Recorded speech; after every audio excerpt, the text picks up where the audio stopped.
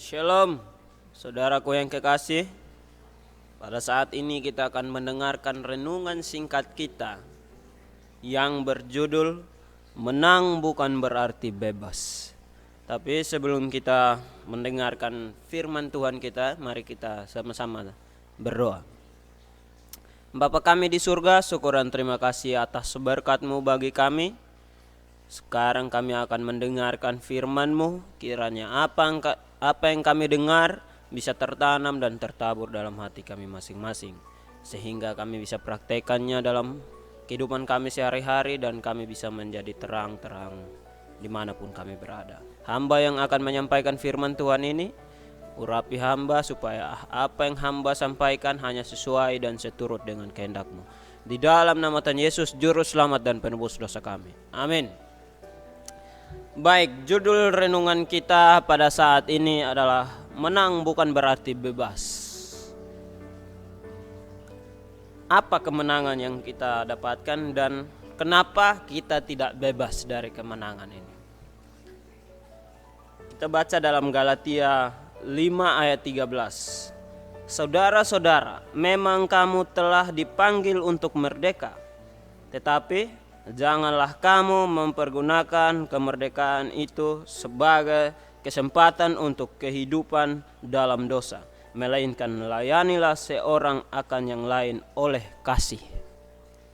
Kita tahu semua bahwa kita telah dimenangkan oleh Yesus. Yesus telah mati di kayu salib untuk menebus dosa saudara dan saya.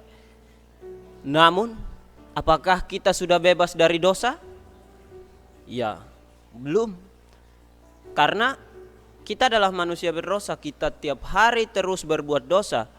Dan mungkin dosa yang tanpa kita sadari melalui perkataan, perbuatan kita, tingkah laku kita, berbagai bentuk dosa yang kita lakukan. Nah, kenapa kita tidak bebas? Padahal Tuhan sudah mati untuk mengorbankan dirinya untuk menebus segala dosa kita. Nah, terkadang karena kita tahu bahwa Tuhan sudah mati untuk kita manusia lalai, kita sering menggunakan alasannya, ya saya sudah bebas dari dosa, dan kita terus berbuat dosa. Terkadang kita berpikir, ya saya manusia biasa, jadi ya pantas saya berbuat dosa. Nah, sampai kapan kita mau menggunakan alasan-alasan itu untuk terus berbuat dosa? Melainkan layanilah seorang akan yang lain oleh kasih. Nah, mari kita layani sesama kita.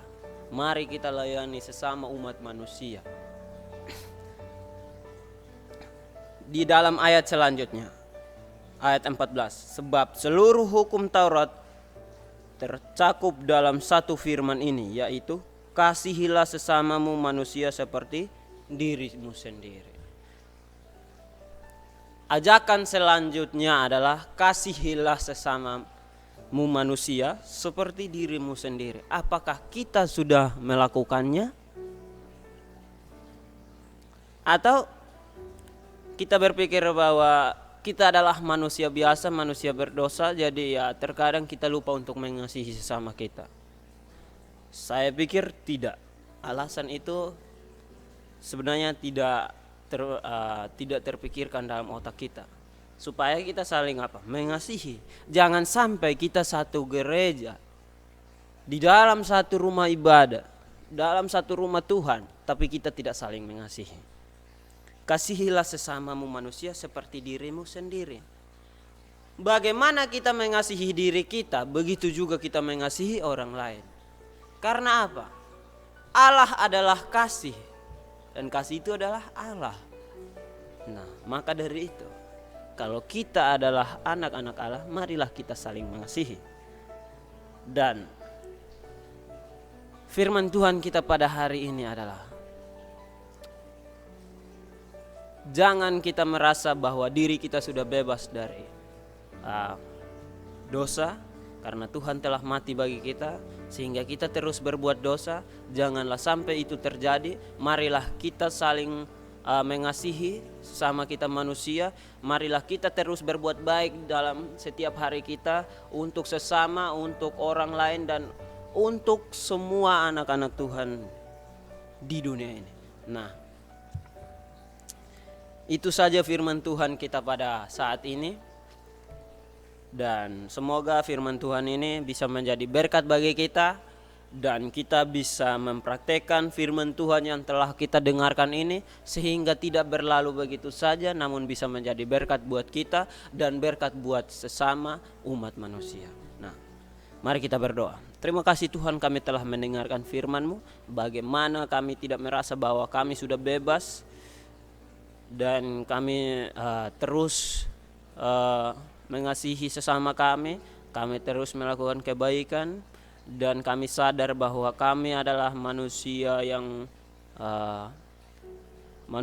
berdosa, sehingga kami lebih menyerahkan hidup kami ke dalam tangan kasih-Mu Tuhan, sehingga kami bisa menjadi berkat di dunia ini Tuhan. Bapa di surga, ini doa dan harapan kami Tuhan, hanya di dalam nama Tuhan Yesus, Juru Selamat dan Penebus dosa kami. Amin.